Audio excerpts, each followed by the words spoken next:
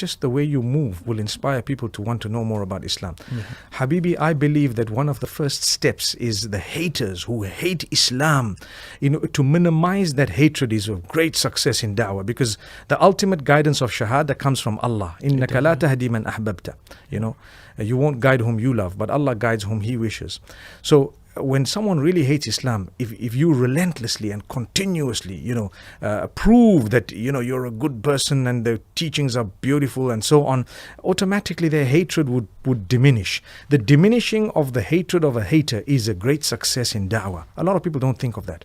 Secondly, when a person is close to Islam, to bring them right to the door is da'wah. That might have to happen verbally.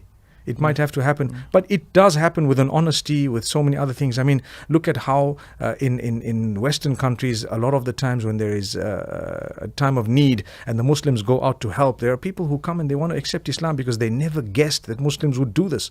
They always had the wrong picture. So one action from you proved to them that whatever they had in their minds was wrong, and they came. And thirdly, those who are Muslims, to bring them into the proper fold. Like I was saying, when I have events, I normally like to look at it and see, though if people outwardly don't look like they're practicing, I say, oh, mashallah, at least we've reached a lovely crowd of brothers and sisters. We're not going to judge them, but, perhaps may Allah subhanahu wa ta'ala make it easy for us and them. Yeah, most definitely. And this is one of the things that I have actually developed over time. When it comes to da'wah, when it comes to the field, non-judgmental. Completely. You never know what's going to happen. I've seen miracles. Brother Musa, we were talking about someone who was a belly dancer. And you know what? This person actually bought a ticket to one of the events, came in to say the Shahada. And the brother was telling me, just a few days ago I was judging this person, thinking, oh, look at this person.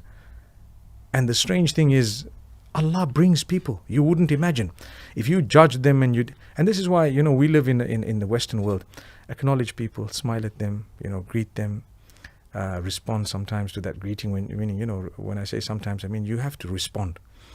And at the end of the day, make them feel human, make them feel you care.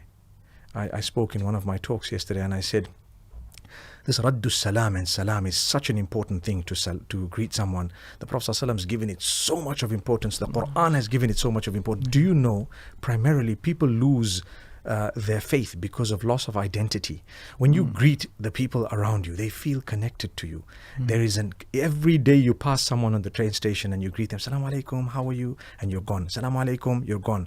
They feel connected to you. They feel this, I'm part of a broad family. That's one of the biggest attractions of Islam and the Muslims, is everyone's supposed to be one big family. Shaitan's plan and plot is to split us into millions of small groups.